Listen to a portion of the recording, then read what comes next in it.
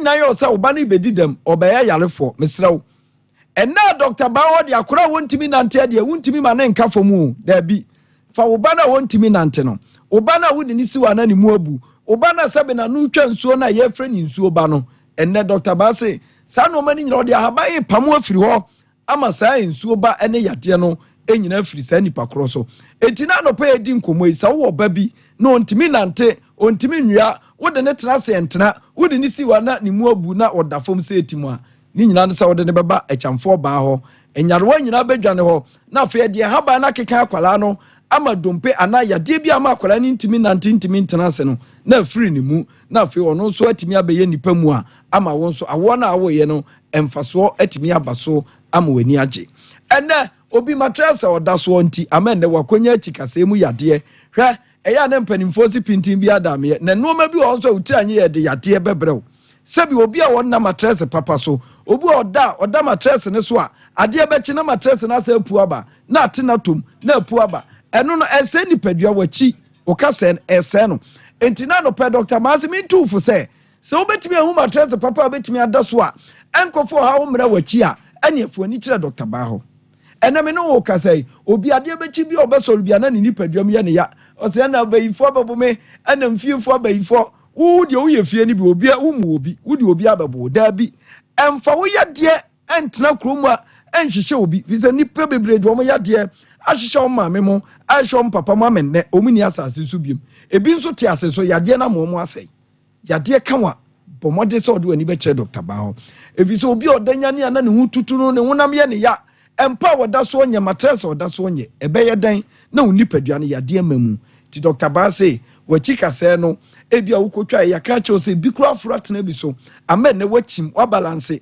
ene wo ba na unipadua no baabi hwe baabi na baabi nso hwe baabi a nipadua no yade na wo achi na mo wachika se na ma nipadua na che a eno na Dr. Base to kura beda wachinim ebia ka se na wo achi arere yade abamu ama ne wo da wo na ama wo mu akoa ama wo fa kura che a mesel sa wodi wani becha ayaresa bia kese ete se Dr. Banso ye ho na fe dompe ne kasa ayeye ne ye no waba ma wachi kase no ene amu abubu agu fom no yahwe ama won so wachi kase no ho ato ena no pamini udi nkomo ne ye calf stroke ho stroke ya de eba nipadua no so a ejija nipadua no wantwe na ase na ansa na mo ho na fe obi okura wato mu stroke na menne ontimi nkasa obi dia de amasabe na no achia ni nyina ne se yade na ye stroke na aba nipadua ni mu no entini ni mu asisi amemogya ntimi ni afusane eti na ma wo twon na ase ama won sada ho Dr. Bansi enso nyame ye o se dia pratete wo yade mu ani da so asa no ena no pe on ne be ye ama ani da so aba mu eti so papa bi unua bi umami bi stroke tene so ama ne wontimi nante nkɔ ba bia waka dem ama mu de na kina bra ekini na yeye momomode mfa mo ani nche kumase atonso ago ana ba so ye won kran na stroke yade no yenyimfiri nipadua mu na ne ho nto no enne yade bebre amenne emema bebre ntimi nwonso enne dwonso samu nkoye mama enti amenne obi yede rubber ana ato ne bemem bema eda ho firi kura na ye de ni akofa droba bi di ahyemu na chese bema de aye kodwoto Dr. Base on trase emen na wotifie ebia wunya mfie bebre obi o 50 years nso ye de rubber ato ne bemem obi 45 ne de rubber ato ne bemem ni nyina chese yade edinka bobo ne nkaye na bere bia no so wanhwe ne nnem yade tena bema wo so che na se wanko na de mi kotonuro wo ha mate we nka me koto a yade na woni padua no ewurawura memem no ennem yade no edo so bebre enti wote ba akose no na ye wo yade a wutira nye ya na fe awieye na ye de bema no ye de rubber betum na fe wodwon so fa baabi eni nche bi no afira asasi so Dr. Base na no pai wa wonam yade bia fabra Dr. Bawo ne mfimfidie ni hwe nipadua no yenye o labs ahodo se de be ye bi hu se bia wei ana wei na fe ye de ho aban ene ho aduro akan na sa no mani nyina afiri wo so enam ni wudi nkomo e bia wo papa bi ye de rubber ahye ne bemam ontime nwon so fabra Dr. Bawo eye 3 days ye de aduro no ma na rubber na yise ehu na afiri ho na fe nsu ofiri udunso nim kama na efuro na otimi adunso ye na wo de ande ye mfa rubber ntumu na bia wo de wuntimi nwonso Dr. Ba anopa ukotojo yo ya fabra Dr. Ba asem a ye ka che on se afe na ekwa wieye emfa yade ankowura fifufrom ji number no yintu yade ase nipaduanum your number no eye 0244 988 004 0244 988 004 0244 08 34 82 anopai kumase okowa Dr. Bawo kumase atonsu agogo anankranso ye was painters 18 junction anopai yadi nkomawie so fa bag na apa ayaresabia no akosa ho yade dia baby ba ko pe ene wo so do ani kire eno ane ba thank you very much MC Asebu na motenin kano anopai senior minimo kan no ye wo a young man who needs no introduction but yet needs to be introduced because this is the first time nyano if you had any chenkomo na is a Kumasi boy KNUST here na go school na me kai those times pa na see akwa dey so ayekese I remember those times but you almost sat in the camera in the microphone here man na yene no ewo fida dem na say me kind of first time I introduce you na me producer say Abraham Kitwa Williams I feel cause yours say unsa the name is Felix Ovosukwache former deputy minister communications Sam Radio oko Omanhene Dada John Dramani Mahama asiye office of the former president Ade Akye ewo ho pa di dwumason ewo ho osanso NDC babunu mapa oye kasamafo anopai ye ne no ofia ha enkomodie no tiawa se MPP NDC CPP ayarega cheda omunyina prese ombedi oman no so Omanhene John Dramani Mahama bedi Ghana so from 2013 to 2016 wako abato nempren nuso nempren sasunie osre oman se baby oman akodu no yakodu nhwenhwen a e wo se ye reset oman no de ni gina brand nyesa if you don't lay a solid a good foundation when you go into the future you crumble. The policies bebre na abegu akwemu office emraso se Ghana for etie no na omuma no kwan dem fie na ye dan anim no ode be ye ntotoye ema Ghana gina brand fa no ntoma pefra Felix Ovosukwache akwaba yeah na umpom to say na me adom me ho ye ya do ba de ase oba Kumasi so eti say so Kumasi dey okay no me Kumasi boy be ye mfie duonu ni about 20 years ago na Boakye University for them abetwa muntentem pa nti ja haya na me share abanosem abrabonase that's right na me a member of team nti ja ho na sha ase kakra na menim se sa na Yankubo be pagya me edu empempenso se na ye bi aboa that's right we just contributing a quota to the party na ja nyame adom ye bedu e bi ayedu nti me ba he yama bonus me nya nostalgic memories mama makai mashese those were very exciting that's right very exciting days the political environment so now it was hot I mean 2004 2005 and leading up to 2008 elections if I'm in school na me samba every weekend up until time I had 2008 elections na me back every weekend that's right to help with communication with Hania nti Kumasi Okura I'm very familiar with Minim Haba Ye na it's one of the favorites place I mean say me be akona makode me ho menya so bia ya ha it's a very beautiful place Abraham Sebu kwamankasi hot there be and I will just sit no nyame ya adom next time we be share me no next time we share now we MP for Abraham why you man we menka say my we but everything shows to say absolutely until say ya to aba na wie ama ya kan medi nkono ba wo de wonim say Abraham Sebu kwamankasi enema mienu ntina ama mekasa dentra edi kan MPP omo mo bra bia wo I mean it is one of the most deprived constituencies ya kan mpeso a ehom puntu na catch pa e ka ho bi mfie nwotwe ni a ya de mpeso na share MPP nsa no omo nye bibia a man na so send nipa nkonko to abama wo mo okay and we no fi wa many NDC anka say dwuma ya ye wo ho me nye MP but wo ba ho na wo hwe dwuma ye wa hwe ka sem kra na me MP okay because of the void yeah current MP ne MPP create wo wa there's a bibia nkoso ma wo nti me woni da so bebre say nyame ya adomo a say eniama se ne yekono ekoso saa kopem bra beto aba we share me next time na me MP yeah MP comedy be different I'm saying no only beka abrase bu ka man kese won near parliament komo absolutely okay ye komo omapen John mama edina nu disem ne ni so ade hu ama mo se monko aprobo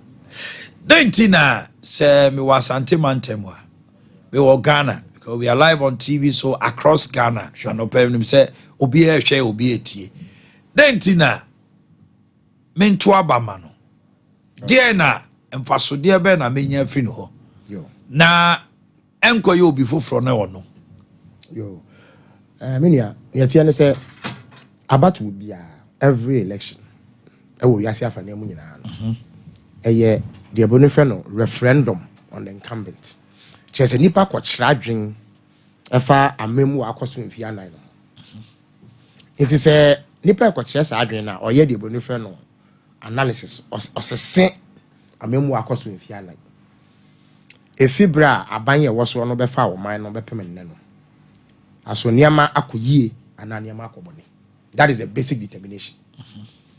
Say akoyie dia ene aban no to aso se ne yenya ye hu no se nko yie dia ene aban no usane no wo wi a na wa hwe fofora ono so di na no di se ma betu ja se ne man di si ne pejama ma ya ye no no wa hwe se okay we no mo ho modin na we no mo di nsusu ya ba se ye de ye adwuma beboa nti meto ama wo mo in any event no normally aya wo mo a Ghana say a multi-party democracy. Say parties do against you in her. That's right. It is about people no more Muhammadian.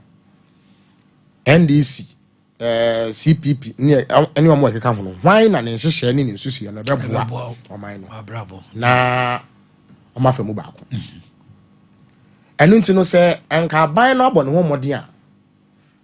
Normally there's no contest because if we ask him where we will be anywhere, which is Sompa. Say enwo ana ewo so bu techamaso a wompo beboa nti se nka ban na bo no mo there will be no discussion emfa woni ideas a opposition de beba se nipa susu so mo ho to wo mo a they won't bother enu nti no wahwa in times a yekoto aba there's a change of government there's a bit of a fault there's a nipa hu se bibi kakra bi ko yiye wa atochima ansa no masese o madwene and it's normally parties do na we need second term unless say bibi surunko bi esi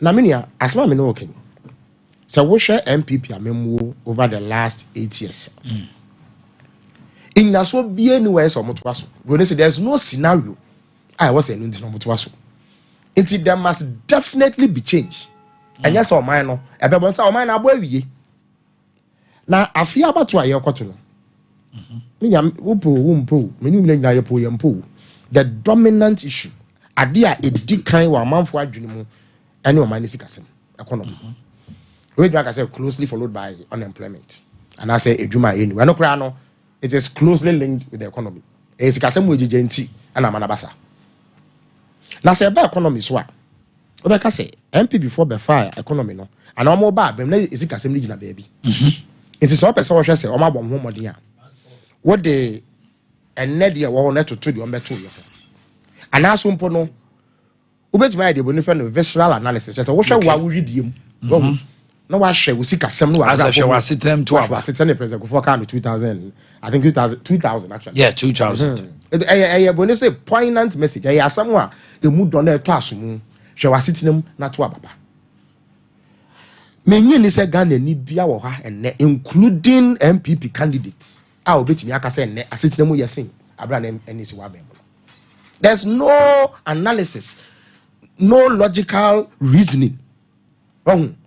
Adwense bia ni wa about wo mu eto asomu a obetumi asi pose enema yesin enne esin abra na NC wo no sanet ye dia na de yes adaje say ye de pen science say trim say MPP for so omoko they must leave me t-shirt am me say change is coming. Change must come.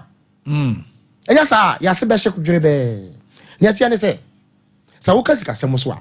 All like say bia metumi ne menu afo say don kwati ade achi ne say atade a hye mi no eye kokko. Ono say kokko me so there be fita. Okay. Into a argument. Yeah, ko. But in some be wo ha there's no argument. Me ya be ma say 3 as say 1 aname boa. 3 as say 1. And no, it is not video betumi aye hu argument. Wontumi nyi achi ne wo ho. Sa na sikasem etie. Ye wa hye so dia ye de hwe. Se sikasem na gina yie anase gina yie. Their friend economic indices and indicators. E ya hye so dia ye de hwe se sikasem na gina yie ana gina yie. The first one ye di kan anyone kasa wabrabo wasiti. Se ne no na wabrabo ti sei. Ochina ti sei ya wu na be hu. Omaya etimu no emu sikasem no etesei. Ebe bi atwam na unye sika gu botom na unye bi gu botom. Na ukoto ade a ne bo no tesei na etewo sen. Sa ne yetua 5 cedis a. Ade a na utumi de yes abre no. Ene yetua 20 cedis ka utumi de ye. This is we ne ade a obia betumi aye simple. Sabe hu nya so akosku na won kosku. Wo ya sa analysis na wo ya sa ehwehwemu ana sese na. Ade di pefe se niam asei. Wo ba de friend scientific data ana sa share so dia obi age tum wiase afa na nyina ase de sisi kasem na eno so saa de di kan wo be so won so man bia yeyi a one of the things I wo hwe ene e ka ode in fact ya bra bom so wo de kana na ma wo da kra wo na na me boa so wo di obi kakra na di pa no frɛ wa na wo hum nyina yeti into one of the ways I wo hwe so man de gina yi na nyina yi ene e ka yede bi ya be ma abra MPP for ye campaign 2016 and about me in terms of economic discussion. Name any see the car 120 billion. So 120 billion. Oh, you acquire first to say a car would the hard and I say hard. Never say which way. Ebia Sompa FM in penny and Sompa TV radio in penny for. But some months you are 1,000 cities. Now so a car would be 100 cities. It's a which you are 900 cities. And the weight of money.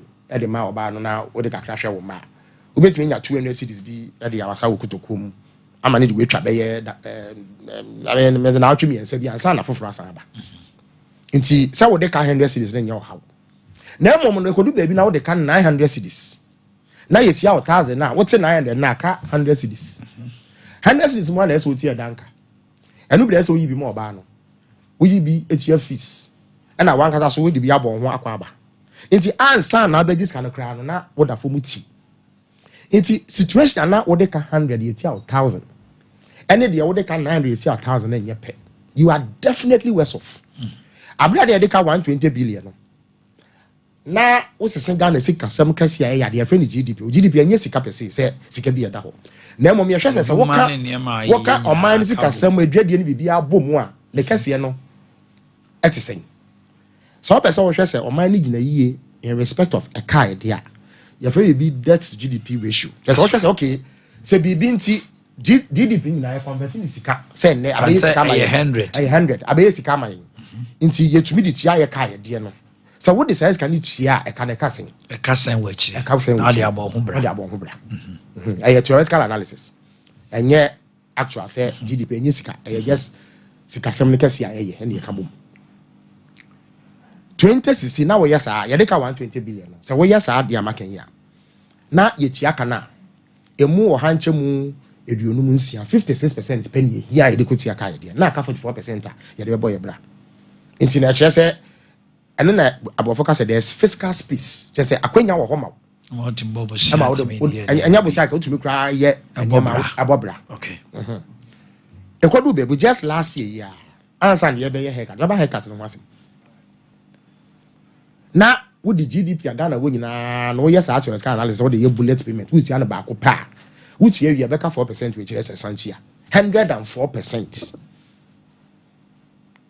Eno ne yaka se wo ka eye unsustainable wo ntumi ntia ntumi ne anya wan se Ghana banka sa pa mu kan ye se e ka ye de no ontumi ntia. There's a difference between mintia na a champion ye na na chire se obeso chire se kwan ya abofo no e kase ye de omoka no onyi ntum Oviso musisi enti o kakra de na mo ntia. That is different from me to me. Me to me as a me ni kapaya ya bom to kra me dem ma. So at mase. Enti se wo aban baako na penso no wutumi tia ka ama ebi ka akire de ye ana de bobra. Na wonya baako so a ono de eka no on to me ntia so wo de to agina ni tisu go to me ntia. You can say clearly say sa aban no enya aban so to aban bro so. Number 2, Ghana by father aban bi o wi ase bi abobosia. Maybe with the exception of Saudi Arabia aban omo no sika no ma shada so. Bosia bo nya de bone is a yade obi America kura ye bi. Omo ade omo kura ye bi, it's normal. But the essence says aban no bobosia and say o ye de bone for say credit worthy. Just say your bobosia to meet ya. Ansa no waje fufu.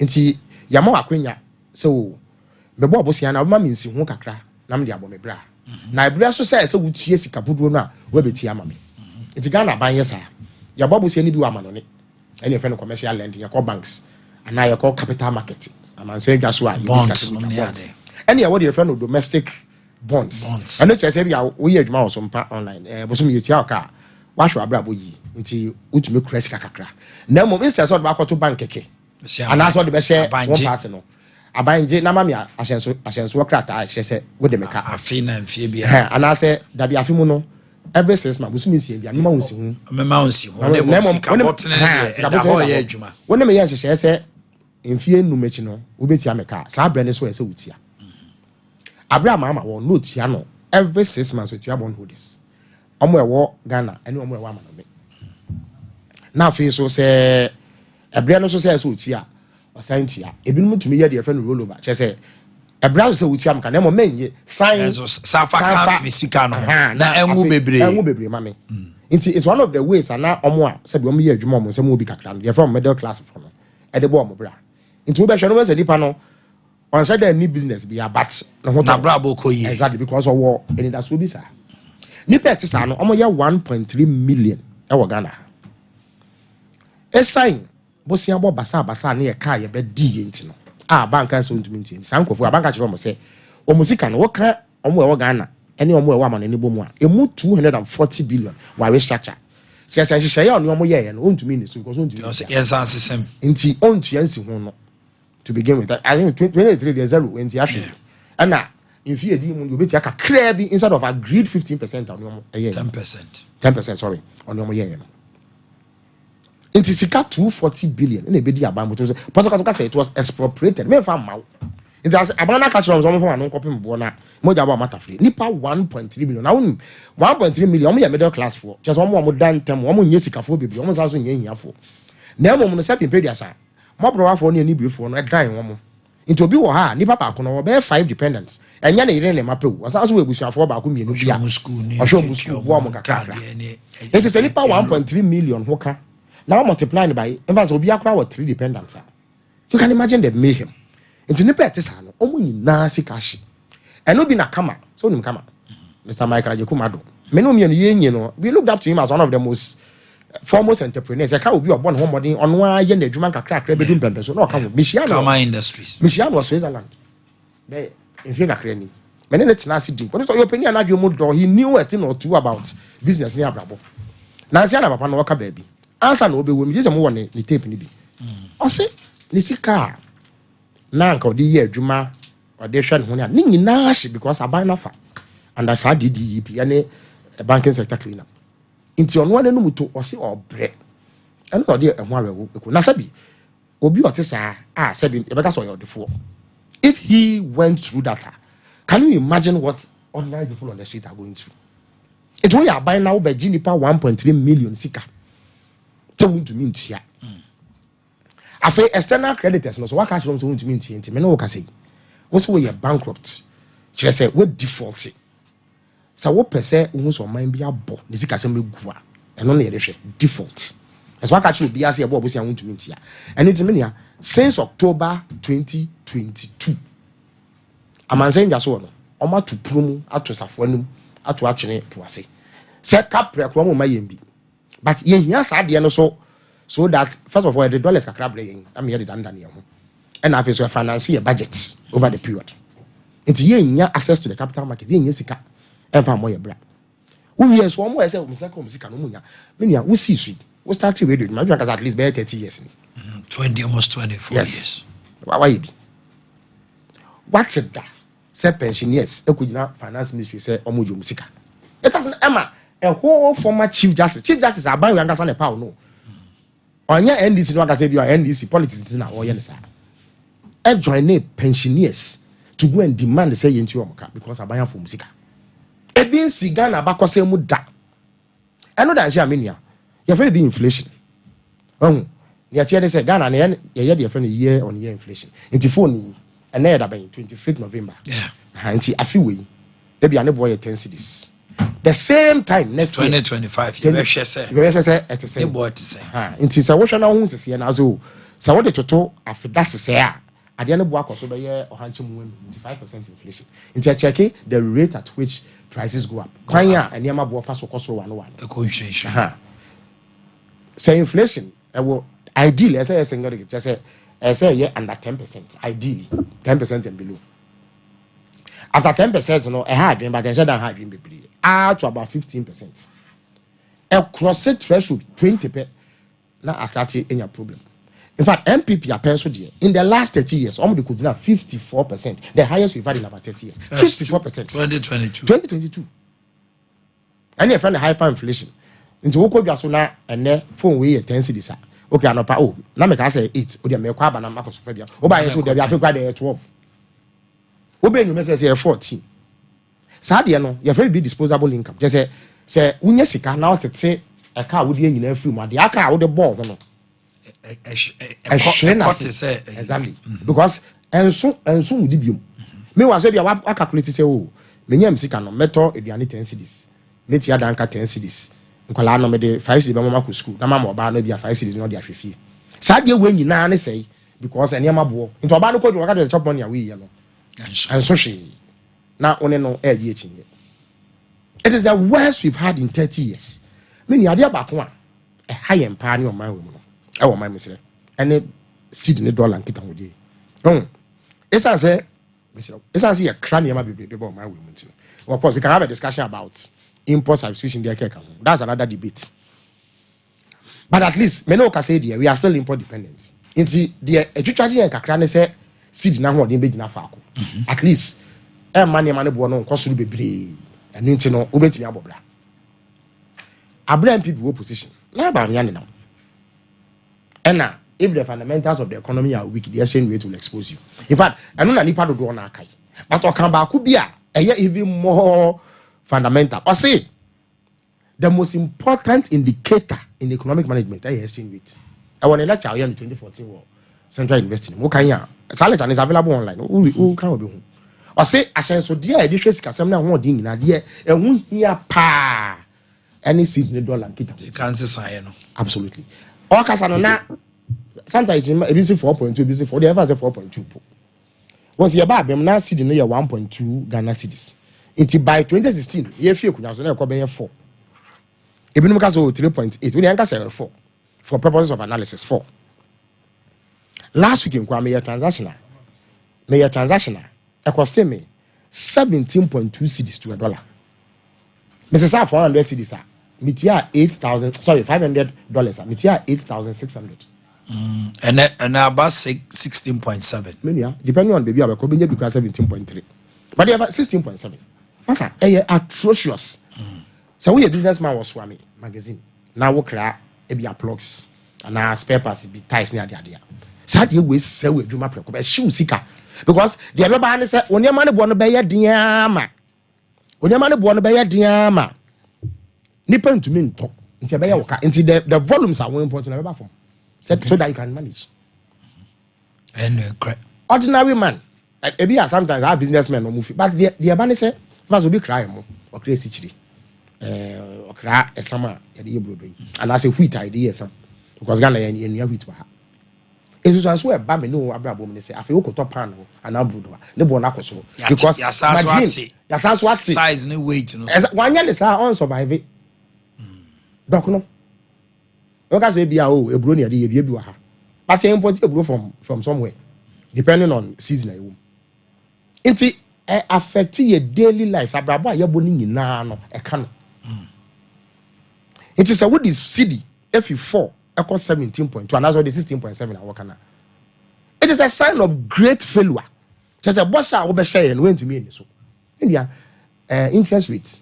Oh, about Bosia banker in Simon. I bet I will not number 25%. MPP before I know them says if I watch page 13 of 2016 manifesto MPP. Almost less than year now in the economy. One of them was interest rates. Me know what I say. There are banks are we a business now 40% to be here. 38%, 39%. Now the panel then survive. How is that even possible? Mania share unemployment. In Mebu any juma. You have been 8.4. I don't connect was road. It's high. And yeah, acceptable. And yeah, dear say, you do why you Minoka say I'm almost 15%. I don't cry yet, just youthful bracket. Ghana Saska Service Diaba say almost 2 million Ghanaians youth and Mebua almost swear Juma. Oh, we are wide, man on Pebi, what if you on page, but one more pair Jumano, it 2 million in year Juma. Last year, Ahmad Ba said 550,000 youth and a back crown when you they fell into the unemployment bracket. Then businesses are collapsing. Now I can see no collapse. Omo dwane fi Ghana ko Benin ni Ghana ni Togo ni Cote d'Ivoire. E na nketwa. Se bia pampam so for e be dey. Credit very big credit rating. You hwe say ye bo obosia obetumi atia. Eno na omo a ebo aban bosia no omo mo ne keke omo hwe say okay oman we no omo say omo sinyini kwa so omo say na niska but obo bosia omo omo danda ne kakra omo tumi tia. Abra ye wa aban mu a ye fi ho no na a B minus. Just say maybe I need na nya bone. Like I said, it was not the highest and yet the best, but nya bone. And then look I say, say bola junk. Just you see kasem no say no ne nwura e pe. Junk status. It mean ya. Si kasem no hye bie ni ho a MPP o mabɔ ho modern se NDC. Ba ko atwa me nsu mo hwɛ. O kai sa Clay Babaomia na or cassetia taxation. I'm sorry, you interview with Joy FM that time. Or cassette taxes hurt the economy. Just say a 12 no a ha or minor. First of all, a ha or a before because taxes no doors a head before. And more cost of doing business no cost. And after where ha or man for just a maniama boy yet drink. Minia. Only about Miani Akufo-Addo and MPP Abamba. They've introduced over 40 different taxes. So all the petroleum taxes come one. Ebianai and at one. Meanwhile, we share again page 13 of MPP 2016 manifesto. I'm saying we will reduce taxation. I'm saying we will move from taxation to production. Just say yeah, at what do you mom if you do my bed also. Na emebunu nya adwuma ye na wo ka we nyina abomu a we ni aban a enye sika se ni aban bia Baomia 2016 wo di obetumi Google ono wa gina simpie so ye analysis bi se wo ka eye eto taxes sika be di aban eni si aban nsem na wo de bosi ayabo e ka ho na wo de boni fa ne grant eye adoye sika amana for the brain e ka ho a now what the sika yenya from non-tax sources, gold, timber, cocoa, oil, on the cake and one. Now a 248 billion for 8 years. The sika is in Yan. A year mills, and Mahamas come in Yan. Me say as of August this year. Now we hear the same analysis for buying year. We 1 trillion cedis. 1 trillion cedis. 1 trillion cedis. 1 trillion. Yes, taxes and air cross over 400 billion. No. Now you discover and now we had brought 2 new additional oil fields into production. Just here they found why you to near the Nsasimi no become one. Yeah, for 7.5 years or so near 1 oil field. Our president Kofodi Jai. So what you found was over 20 billion Ghana cedis. Yeah, kono for 2 hours. Let's see, a year gift. Their friend gift no. roughly every year, as a second fund, 2.5%. Omunya about $250 million every year. Give. Yet the sinking fund near this car 2-1. You to me a car yet the be eja woman. What can't France I will get funny at the Nina Bomwa. You need eja woman. Your mom Esla. When you say Esla. Since time by 2017 to date. Almost 40 billion Ghana cedis from Masaka. Last year, we had 7 billion from Esla. This year, we had 9 billion. Just 2 years, no, that's about 16 billion. Because Oman increasing over the at least in the last 2-3 years, Oman increasing. Oman over 40 billion. You say your gas processing planter, and you don't need to import about $300 million of fuel. Fangwa, your crank, you didn't hear your I feel young cram because you were Jamframa day. I know Krasama LPG about 40% of your LPG needs as a country. No, if you gas processing plant, but you see a crab. Okay. Yet the way in a jow now will Bob Red to say, yeah, you cannot be allowed to continue because fundamentally, about Nipana Sitinamu, a hoto Benya Nizika Saman to and only determine BBR. The LPP challenges you say, so share Jayco for 9.4 billion, Ujaye, any 120 billion. You increased the debt to about 819%. They have only done 304%. And when you talk about over borrowing, and Tessa, because even though you see the quantum as that, no, in dollar terms, and Tessa, because of the CD dollar. And no now common about. How do you respond to that? First of all, a very pedestrian analysis. As Jenny said, Sa Nkomodino, Sebi in Pediasa.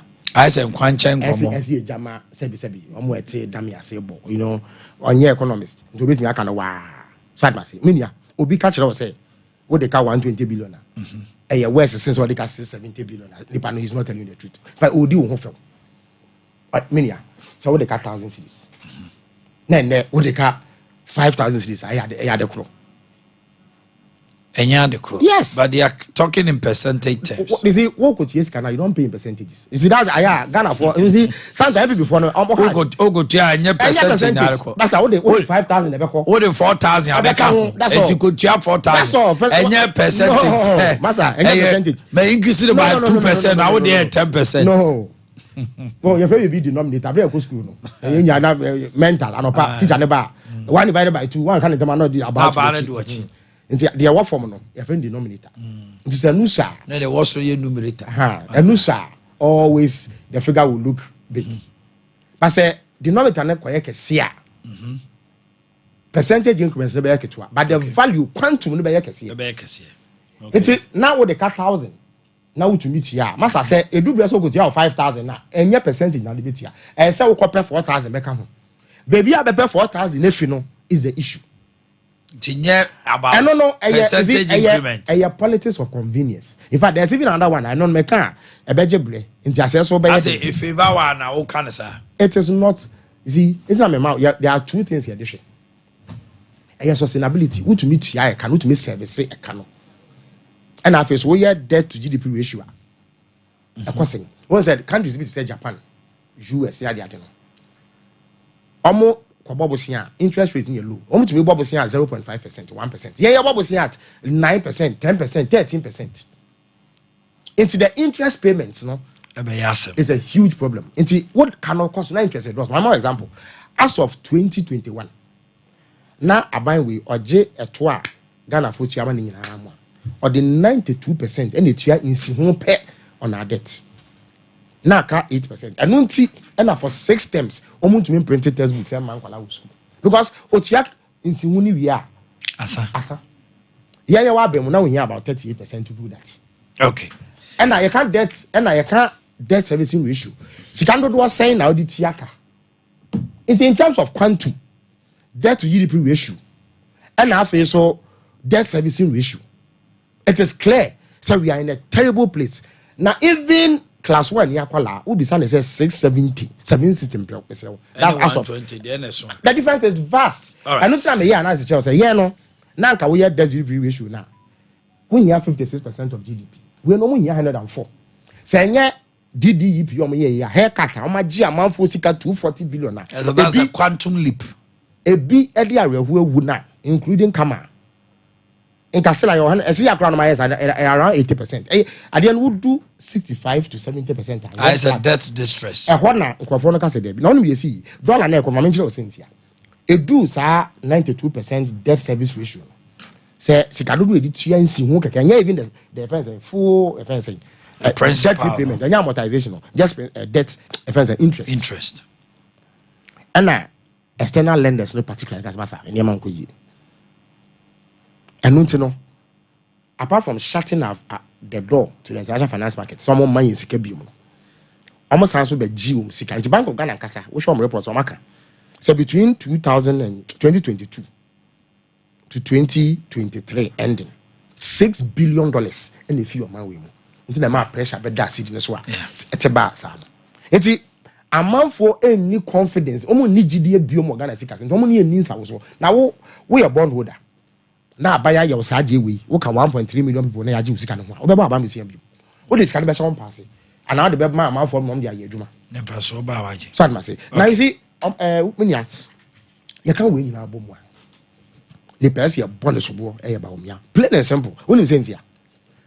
aya mete se won ka so wo ya driver's mate na ya ma no kwan mesere see aban we mu no the most authoritative voice nipa okasa ana wudware na nsu asa ene na Akufo-Addo so no ye abanity or head of or your president and your head of state. I am for every head of state partner. You're different from president. President, you are presiding over an executive government.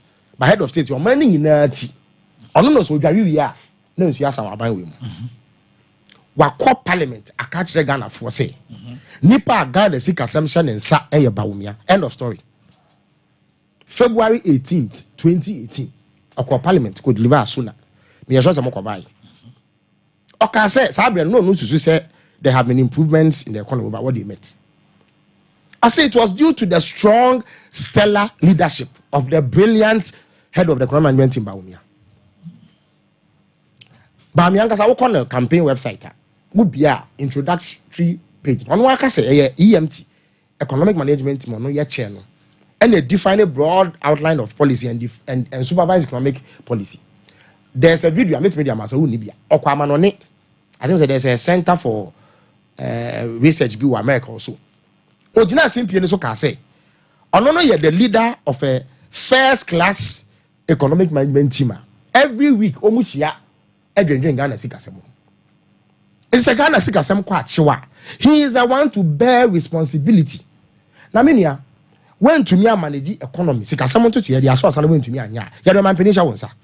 Me I way some bra prayer back me yi prayer back say ma na we ntumi anhia wo beto aka chan den fa team ameka ho ebe ya se ma me bra ho champion abo nonkron apa ho mate enum Felix Ofosu kwachi ame hu baby a ejina sesia ye call the second version. What is the NDC doing to change the situation we find ourselves in?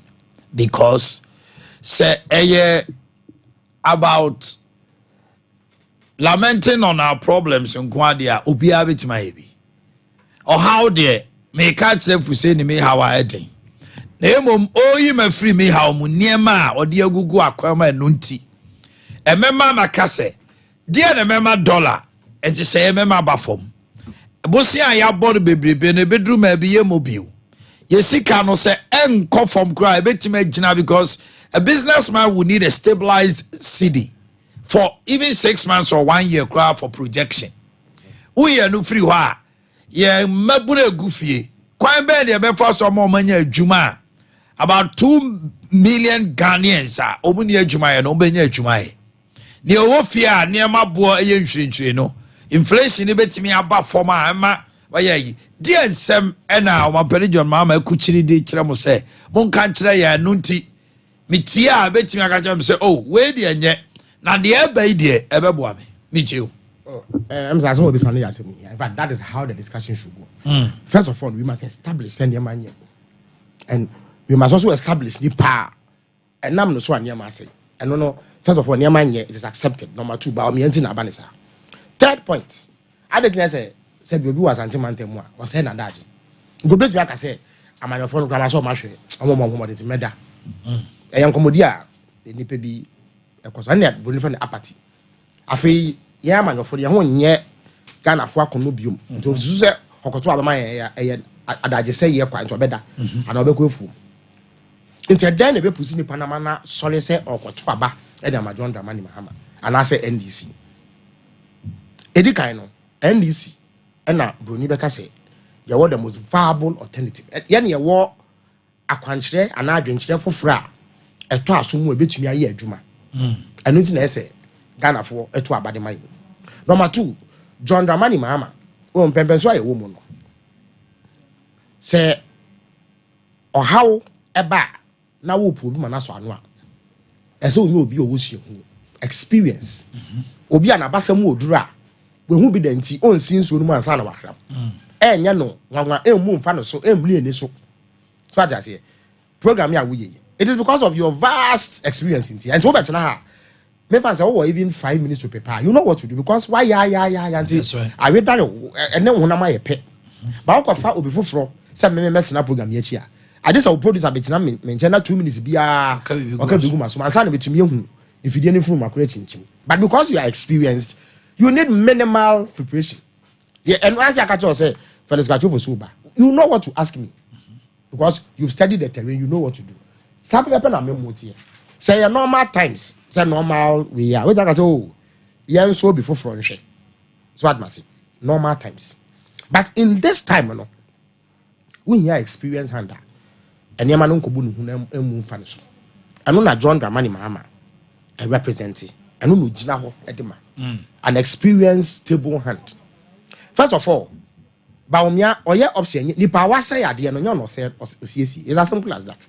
wa say ade a say woni mo nam ho a say wo sere mpo say owo bibia obetumi dia so oha na no nka oha ni in the first place because wona na sikasem ne hye wonsa say me ka tro say me tu phone ni koso na betumi ache a say me tu na ebo fom a next time me tu a obenya confidence mo say betumi ache no I have demonstrated say me ntumi nye say na asem ne tie na say me hwe match bi goalkeeper bi no wedi 17-year-old goalkeeper I say Argentina say bi sa you started match na no no 5 minutes no you 2 mistakes na omo concede 2 goals 6 minutes na yes say because the court ni mu say masa akwa we first 5 minutes imponi na match na cost wa pressure no ba mo e be 10 anza na first half aba into one say adaje kra na okofa more experience hand and pass ni pa de ba no things stabilized yan show mu bi because he had more experience one panic one hwe sa pepe na ba omi ane mama de yaye ba omi cannot obi a wa say ade no cannot possibly put himself up in fact say your man bia nka on macra so be contest with this record but John Mahama first of all our better record esin aban almost in every sector our better record but Makato was about to win nipa do na overwhelming majority of Ghanaians will base their voting on the economy because Anna is the most dominant issue now. I know na ye opi ada bin sisi a. E ba economy a, John Mahama ye bida. Wo call eka. Ye wo kro bi ye fra obosomase. Ye branch chairman won, your friend Mr. Mensa. Owo abebu obi. Abrase ebu Makase. Ono ka no fante. Ti ma menka no fante. But so beti ase enye. O say aye bida, ono wo friend na aye boafo. Enye nyame be kire. Di pa wa ye bida no. And yen so betu ya yen obi a wo kase mami akwenya me wa wo kra a wo kasa no wo record chese wuntu ye de hye won sa wuntu anye enti John Mahama all the indicators am aka kire na papa saying the MP before betu yi ne na odeka otua born what the be any wo fa ni sika your credit rating was okay enti ni yetumi kwa mansen ja so ko bosia no kra na obo no pan a boni say sustainable emu fa yeso mu nka yeso na ye ko mu ye ni 40 we didn't declare default. And John Mahama. CD over 8 years. If you 1.2 call 4 cities. Now you're manageable. You're manageable. Interest rate 5%. Now high. But of course, I think it was more manageable than any. Unemployment. Also, now Mrs. say it was high. But it was lower than any. And as you in fact, Sikonya on mills in a chain, 248 billion, on mills in a chain. We're not going to crown when you have just about half of the This is Sompa 93.1 across all sectors of Ghana. At first, Woshan memoir, he was far better in terms of very big equanimity. Just say ne ho dwo he was not the sort of person now kasa won nanos wo da no so a won na ente sa he was not hawkish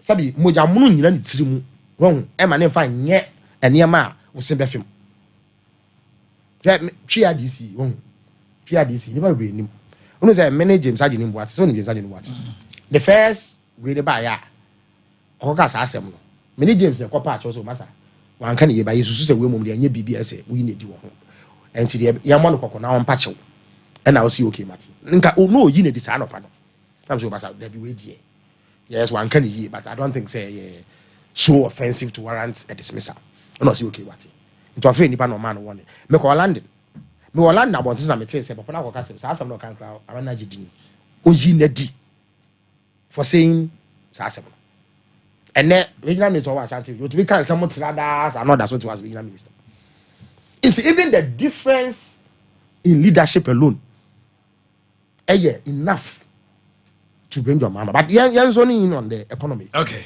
ede kan no or how e wo Ghana kese me no mienu na gitum even sikafo nyina esu ene say ahokyira badodo we no ye indisputable fact but you say ye indubitable which in which ni anye yie it is clear without doubt wrong inti wo hwa ye manifesto no mu a won so ye first 120 day commitment bi say we no ya apam on Ghana fo ko say eye bosome enan ye di kan no we ne niam a wo be ye the first one and it's a see two animal in the first budget of March 2025 that time we read the budget say oye niam bi ama ahoche ne bafo medical catch say one of the reasons for ahoche ne eto a do so do taxation e do e wo soro say wo kota de na eto na so ane bo no bafo it's as simple as that into say at least 6 taxes bia abesin say yekomu ebu yekomu be ye free E11 just on no Oscar so be E11 2022 no so be E11 in fact and this you oppose E11 am na ntokwa for the first time in Ghana parliament ye ba atwede wo anameboa me meko bi kwa am so atwede ne no ba brase sa da bo wa kan se ko pe fu ase bi she wo hwese de me sunwa yi a well we have been opposed to E11 from the beginning okay to be E11 COVID levy Ghana penny o manya ye yare ye ne sanje ye to yare adokunu ye ne asan si ye ntua eto si yare to be COVID levy ne free ba ku bi we say e fe say emission levy o ka minim ka o use dia wutia so ba ku vu a wutia ho to so that enwusie hu e fe Ghana ye kan aman ya wusie wo mu e say o man no e ase e fe say asetina Ghana ye nka hu bi ye emission ye insignificant that's you dey to and some 3 others obeyi saa we no efiri ho wasaso aka say ye import duty bebre pay and so be hwe no ate so ye wo ebi ye statutory ebi wo kra ye ECOWAS protocol ntano no wo do nsa kan be ye den ade say wo koye nsakremu tententin but ebi wo ho a e ya ban no e na de aba nti obeyi ye no efiri ho say import levy ba for ma and import duties ba for ma e ma businessmen so omo ha yo mo nti cost no will not be passed on to the customer. In fact, he will be compelled to reduce the way. And I know you're one of the ways, any yan woma asetina eba from Ghana for. Number 2, the biggest problem in economy face any crisis of confidence. They are dealing with us at arm's length. Just one month, no papa. As I bet na had no panel. Go to papa, what said I to papa? So just so that I'm have to from Mako. Because who in this station, ejuma no ho do ifiri mu. Me no ka so nim say the year nine. Omo managing director see you here national. O si Ghana ha be kwa da fiase. Because the contempt bi akwa akotolo so over a dispute on nearby. Into papa no ntumi ni Ghana ha. Na wo ye government. Wo a wo hia dollars agent e dey ayade a. One of the critical ways that we need dollars no. Wo ni omo kontokwa. Because of that, your production levels in oil are dropping. See, I mean, we should have capacity to produce about 220,000 barrels of oil a day. No, and then oil bono, maybe I don't know, come in terms of process. Into one of the things, in fact, that was share journalism. Oh, Accra. For them, they went to me. That's right. Okay, so one of the ways, fast tracking of oil fields. The reason being that you hear dollars agent. na dey stabilize a situation is here. And the bank of Ghana $2 go, but still it's not responding because people don't have confidence. I'm have a year ni you music fee economy. And so elections there's a bit of uncertainty. He will curb Sardine. Okay. Now at least I don't know ama stability kakraba. I say you afraid be macroeconomic stability. Any prudence. Oh, a bio mamefa one example. What 1,000 cities bosomi. Ye a kanya de adia bet ye free wa. What ye sikana no akotina be a ba no waje create one on for. Meanwhile make us now ba fees wunti ai. One more ba no couple class on fan fee. Ebi how the car 1 2 3 be wunti ai. Now so one now for akwaje one create. And I'm on because sikaba ho sada no. And we imprudent expenditure. Abai we. Adia or ya dear pan say yes sika. Spending in a way that jeopardizes the finances. We are say nipa bia would disika bro de wunya no ho chiro. It is a fact of life. If you live beyond your means, car won't mean to no akoto. Wo be chiro bia be de ka. Enti o mampeni mama se obi yi saa amemwo bone a sika sam ntutu ye bone aba wo miane akufo na ban na ye ne firi ho. Mini ahwe na saka tidwa. Enti wo susu pass Ghana ha ye we. Ade a na ehia ye mpa ne katida. Meanwhile wonim so mampeni ma akufo ado. Brand na COVID high adrian no say no the topmost priority. The priority among priorities. What did the pass say? Oh yeah, so wait, I'm sure say a verdict that you can pass. What did the pass say the most important thing in here Ghana and cathedral? Meaning said there's a minimum bro no wait me abuame. I know said there's a church either in Kumasi or this outskirts. Auditorium a city probably 25,000. Yes. Yes. Okwa Accra. Aha. Adumichi ya sorry awaye no poku ase kwan no so wo we. I won crying. 20,000 for betimi akom. First year me call that Howard Mills or Asori bu industrial Accra. First year me call rem no meni so bring me. The sheer size of Asori no nipa wo no meni so bring me.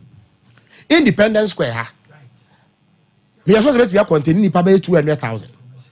Empire bo bie ni ho a ye pese ye bo no mema ye ntumi mo ne ho. Etina akwanya bie ni ho ma ye se ekokosi cathedral. Na aban no abajeti over $400 million so we could see cathedral. Just so that the beggars akufa do sit down amedin dia to so. And you know aban wait tam sika $58 million. Ediko 2 amena donko say okusi cathedral. $58 million. Omo tu sam na 3 years ni hwem course wo ho. Menim say wonimu a. Won say apart from $58 million, wonim say contractor no. Okita certificates. Afi what the compensations you chiama for instance omo na wo businesses or why no and na mo judicial service training school. That's right. Passport office unu say compensation you chiama mo de ka certificate contract and get SNS aka another $58 million.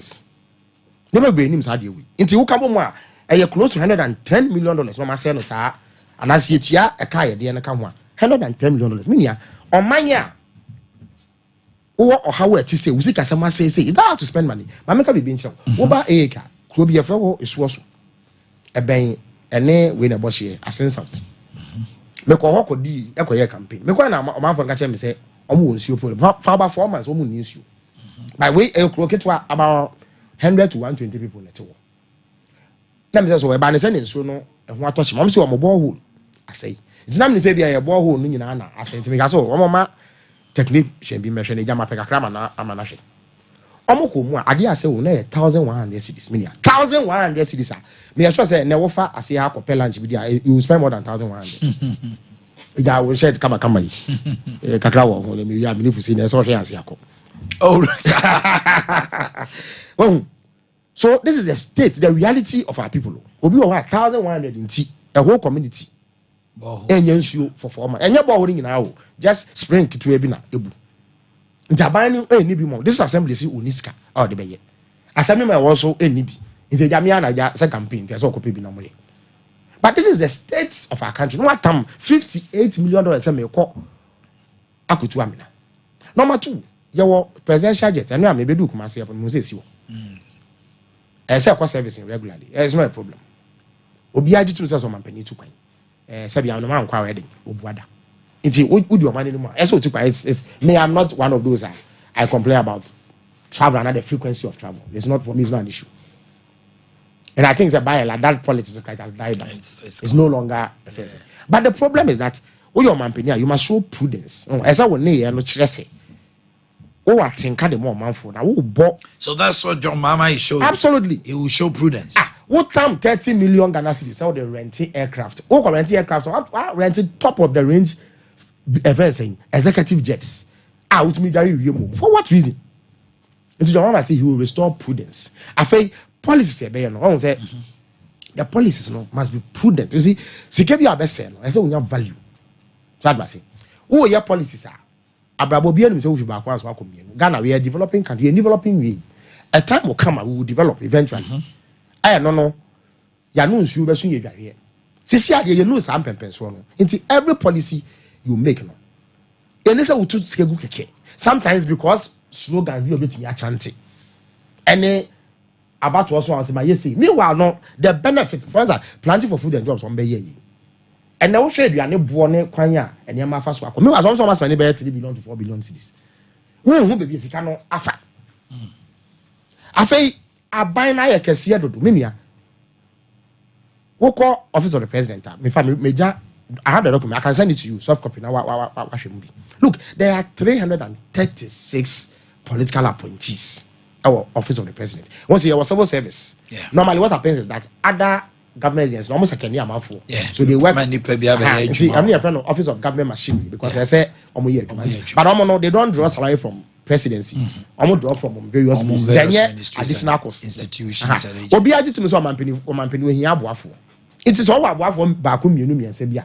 Harding and say but certainly you don't need 336. Just say abrantie na aba obi a obo no modern kakra bi or MP bi anod na kogu so onye presidential staffer.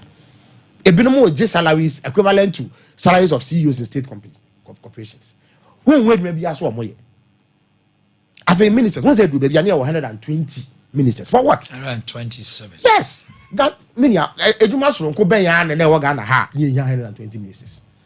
Media na twa me so nko adwa for the procurement minister. For what? It's now your mama so be other slash or 60. Both deputy and for instance, Ministry of Transport. Aba ya wona jifati wo yan be bi ko one Joyce Bawa e ma mienu e na ye minister and deputy. Omo na hwe aviation, hwe railway, hwe road transport, and water transport. But hwe dwuma omo ye. Omo time na ye terminal 3. Enye kutoka na America port. Port because walk up to my port in recent times. Who do what we need to be the sheer scale. Omo kan start Takrade port expansion. Omo na ye terminal 3 kuma events and wedwa. Even Kumasi airport, people be now nim say the first tranche of Sika yedi a new terminal no Mama na by over 75 million euros. And President Akufo be pay about 68 million euros so money here. Na first and second phase. But contractor na ka say so ye mienu nyina abom be save $4 million. It's no me ye nyina abom. Iti Omanhene mama say sa nchichemu basa no be ye free. So there will be what say savings no significant. Of course enya na be so man nyina problems ano. But the most important thing is a certain signal. It was symbolic value. So we are buying way on say sika. It is a chile baka so masa. To I talk a criminal fanya dia. Enya ebufu because when the money will be utilized effectively. We call Scandinavian countries. Denmark, Sweden, they have some of the highest taxation rates. Norway near there. But since here man for no. The money is used almost me ya the big crab bread and family bra. So what was it? Inti or this hard no ebeba. There edu obiom no so. Obako so na ye na ye homra na afei. There to so me no. Eye amembu na nkasa no.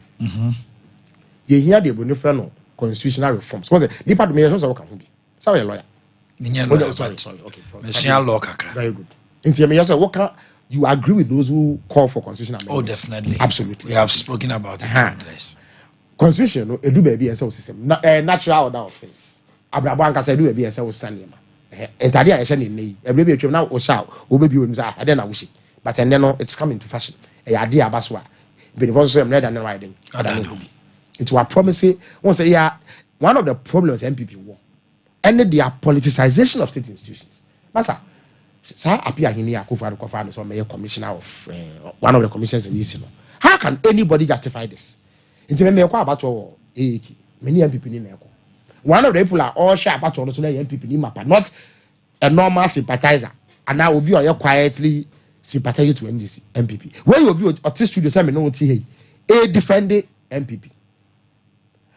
Judges, there's a judge or no appeals court judge. Okay, I said there's a time maybe easy man be cast be from one end. Everyone knew it was in end. It me a sense can be sue mammy. When you say judge be cast say me critical of Akufo-Addo ntino.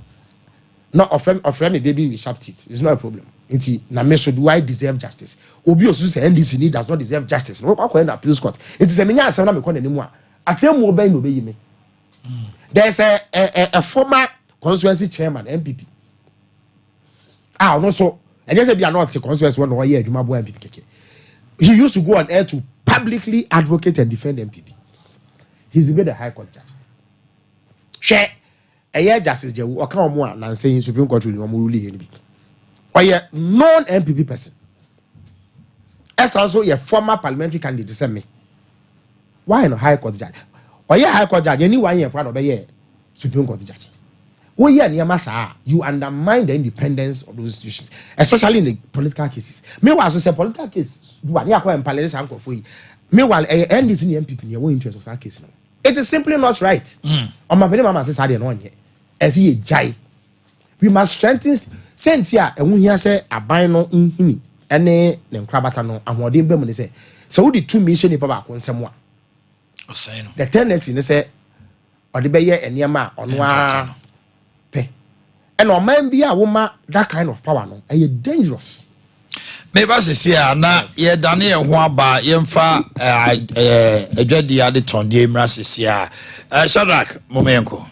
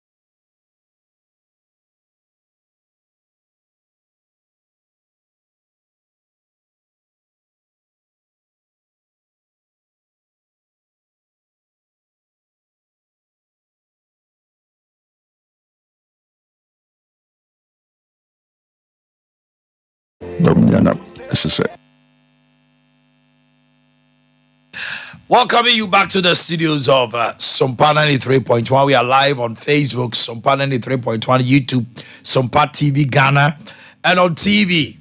Robert Lubricants. Winner is in the fastest car, is the strongest engine. Your OW20 advanced fuel economy. 15W40 for diesel car users. FW30 weather condition, beer all weather. SAE 50. 20W50 car beer. A fully synthetic. Oh, your truck owner, trotro driver, taxi driver, Rubat Abaoba. So open oil papa dia.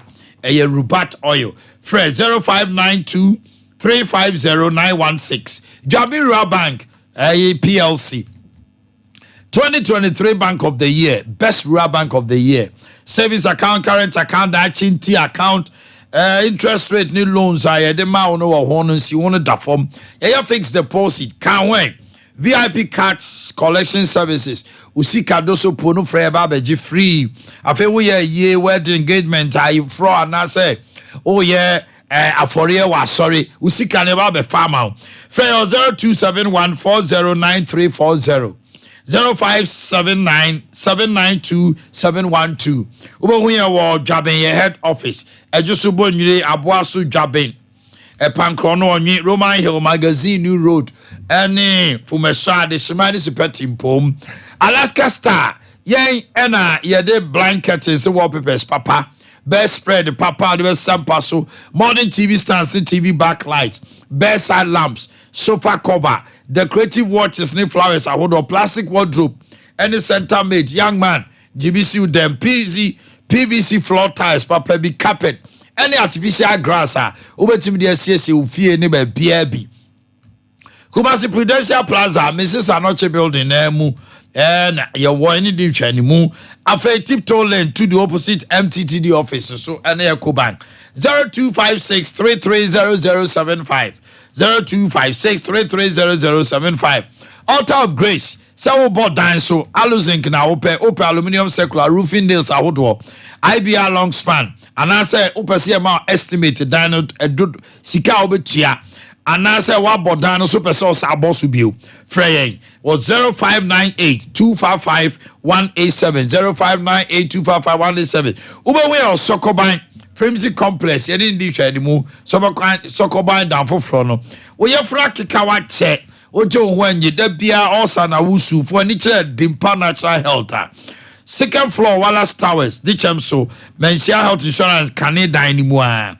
Oba, you better show kama ya dear biara a far also on the father dying. 0245 1184 34.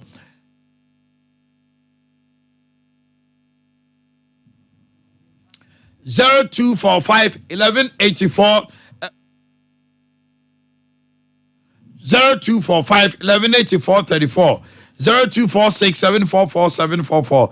Yeah, from Mofra Akosuku Akoje Entity Pa Name Kamfo St. Andrews SHS, one of the best private SHS a war asin for Suman Kazim Dunkon offense, ya Samuel Sonny new Dubiasi. General as business, general science, home economy, visual as near Greek. Freya Nefa Banabra, SHS 1 to 3 admission is in progress. 0244 6969 11 now. 0244 6969 11. Afe may come for a global ICM. Yeah, 4 weeks UK online course. Human resource management, logistic and supply chain management, project management, occupational health and safety, security and risk management, business law, public administration, and affairs aid. Your airport runabout super council, Frey 0209 661 720. 0209 661 720. We a degree holder, HND diploma, and I say we a Juma you qualify. Yami Adma from the 25th November to 30th November. Bread of Heaven International Ministries, the Oh Lord remember us Jumedi Bab. Apostle Francis Ajinasari, Bishop Charles Ajinasari, Bishop Raymond Aqua, Bishop John Benjamin Odro, Reverend Dr. Ampia Kofi, and Dr. Emmanuel Kwabna Donko, woman in a bedroom, from the 25th to 30th. Sapphire Gardens atasomanso enwumre no nsia biara Minister Nchibright PCS star ne Kofi Pepra eba na consecration and ordination service here 30th 8 p.m.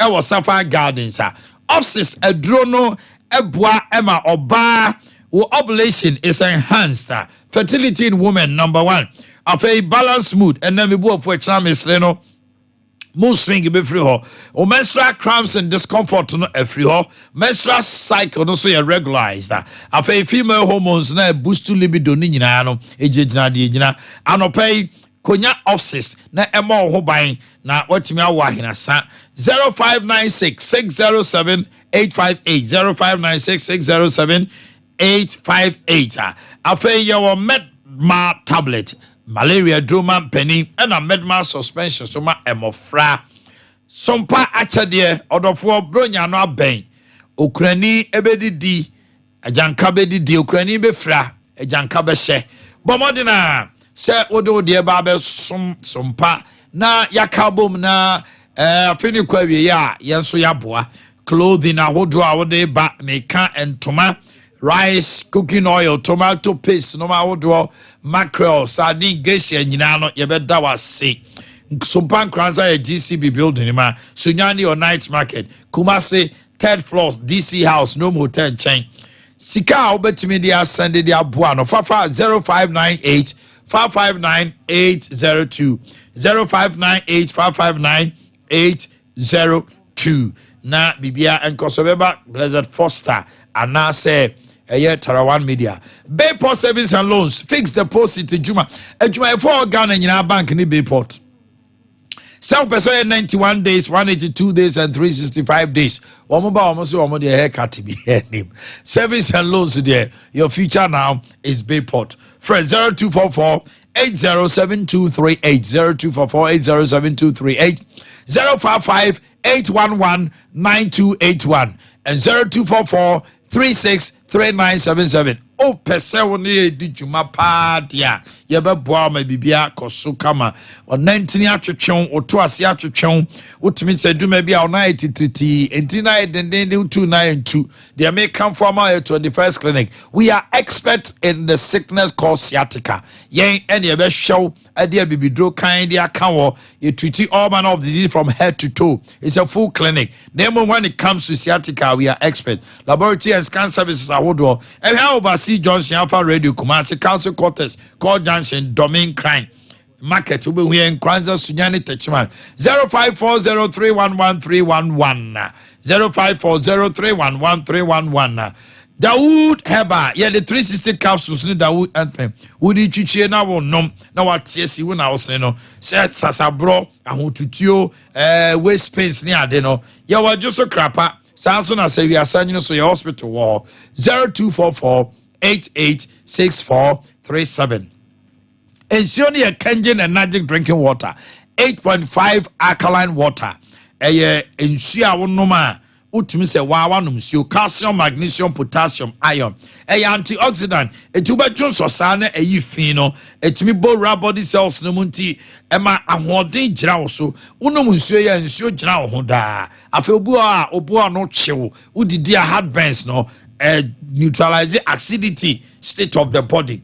Kenjen ema won wrinkle. Ema oxygen to your cells. Make kamfu super mount. And them they are galamse ati asete uhian super and one Kenyan and magic drinking water. Brema UGC Anatafuni Road Abawa Route to Junction here. From 0241 449191 0241 449191. Time heba mixture 3D ya de malaria any ahotutio bodily pains no enemy didia mented the enemy timidity no we ya time heba mixture ape unya HH so kan ho a e ma onkomo ho ye den time HH mixture in capsules frey 0244 417669 na bibia akoso chicken na de BBC Boris B Yema kremoni na slaughter anti halal ubi bia ye steroids and antibiotics vitamins nim ye the answer full chicken no 1.6 or 1.6 thigh wings, breast, gizzard layer, broiler and layers in Yina Ewo Hong Kosiana Opa and Noane BBC. Bantama High Street, Presbyterian Shanimu, Asawase Market, Santasi Runabout, Unity Way in Shanimu, Poku Trading, Doom, LG Mall, Top High Tech, and a Shell Body Junction, Ubenya, Boris B Chicken Ato, 05-444-444-53, 05-444-444-53. Tony Sack, TVs, fridges, air conditioners, washing machines, gas cookers, microwaves, blenders, kettles, home theaters, and electric irons. The place is Edum Ezikaram Quantum Pom Honma, Usane was limited is a triangle, no, and Malcolm and Chen Honma, Kane Pioneer Dino, Uremwa, Frosro, now Koya, Ubabe who say, Tony Sack, yeah, X-Man Bonanza Cassia, Yatet to say who, Sunyane. Coco Runabout, yen oye dinja anymore. Sphincters, ya wa depo kesiye na wafre 0204-292-424, 0204-292-424, and 0244-1192-36. Ape tie me birthdays no na ape memra Felix ona ye enwie. Happy birthday to Ernestina Minta. Aramo Francis Kunedu, Kona Assembly member so Maltrinkwa. President Osai of Kochi in Kranza, Asumadu Dakwasowa wishes you well.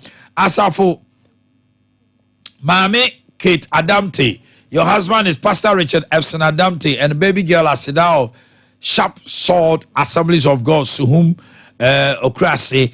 President Osai Boakye of Nyinahini, EMT Zakaria, Nyinahini Ambulance Service Station, Omautrinkwa, President Osai Boakye. Happy birthday to Patience Apia.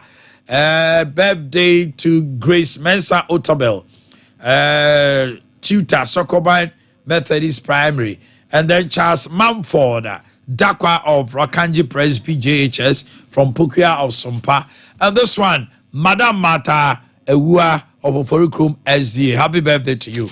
In the next 10 minutes, Mami Brown chain, na Yeni Komo. What are the other policies? That's right. That's right. Some me born a tofa. I'm a penny mama beyan share a bebo amagana sick assembly, age nafa. Na impuntu abem. A car, dear no, I was here tisso. I said, all I know, age nafa. I was a tour to do it to an abafum. After near my boy, yet de basa basa no, age nafa. And what you know, Medica said, so Mabuna Juma. Oh yes. No need idea. The person you 10 minutes into. They say what specify mebu. I say wo ufi mebu ni yomunche. Na tia dey say. Baby ayedu. Si ekoso ye ene ya. Ya ne dada na ene de ye si ana punto bi am. Your case be say it is madness to do the same thing and expect a different outcome. Okay. Won't me nya de corner na unso say you fufu be pii mo ba. Into amampeni mama se baby ayedu.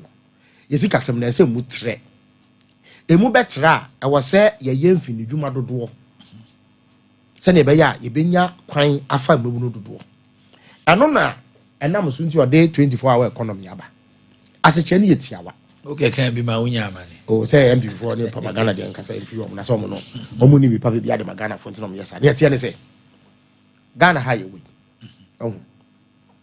ya wakwenya se ye beye adwuma amana bro ebra ye de adwuma sisi ano so sisi ano wo be adwuma no nwotwe anamba se wudu ha mo radio for the by 6 na mo do ha because be 5 good the start of a program in na abanisa but say a normal office we can about 7:38 5 you can 5 no more 4 normal mo back so no go no omanya nipa dodo hwehwe adwuma aye na ye nyama bebre aka akire no ye nya adwuma sa into my prima mama ye betumi aye adwuma don hwede bia febo wo ye ne saa anka adwuma ye sanka nipa ba akoye no esan se ye na febo nti no nipa miensa betumi aye na nipa miensa ye adwuma anka ne ba akoye asa nipa dodo na wo form me ba akoye se me ye chemistry nti me second year me ko gossip ekoye na se wo ye industrial attachment as part of coursework nti omre be ko lab gasem omonyam cement na yesempo ye omde gypsum ne ye fence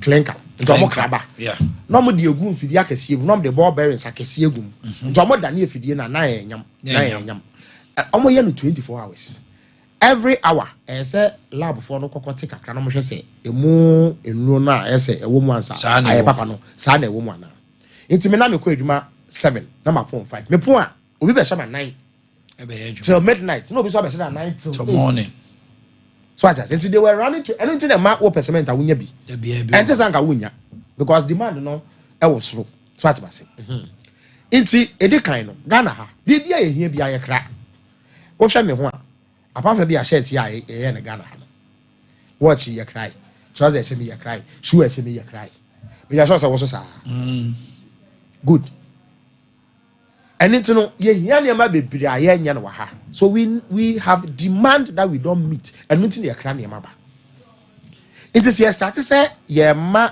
amount for capacity mo produce ya ye betumi meet and I say we will meet the demand halfway through that no na ye increase productivity ye increase production ni ye fe di pa adwuma sisi am no ka say enyuma ko bebiri o wa nko betumi aye sa ade na emom no akwanya ni ho first of all the cost of doing business is too high into yen 24 hours on to me life be boy dini taxes wo tua no dose cost of inputs e wo soro dodo but woman akwanya obeye nti o man peni mama say ye woni am bebiri obeye first of all bi wa ohia capital ohia dwetire no they are training fidie no mu etumi arane that kind of hours okay it's the first point of call see as social nipa nasene ye won hye bebiri enyumekuo bebiri private financial institutions say aban eso nipa asene anko menya credit e dey aye any aban nankasa institutions ahodo e wo wa etumi advance credit ama businessmen number 2 utilities bo insuo ene kaniaka ye very big time of use meters depending on the time I be use no tariff no conform a deliberate policy to help that's what the businesses. It is a electricity war our from one. It is more efficient to produce in the evening non-stop continuously so that be won yan na because also if you na we hear a break akran sa na heat ejina so but say to aso sa na you don't need to I just say be afford aba na say we regular maintenance and routine maintenance. So at obey sadie no owi a e wo say ye oman no edwuma ho hyehyɛ mmra no insakremu there are no labor reforms to accommodate ours absolutely and they say straightforward thing it is every why the 24-hour economy and no na wo ya sisi ano de ye wo no ye betumi de aye adwuma ma akwanya ba ho no afanipa dodo abem nti ano 24-hour economy ye tofa bokeke.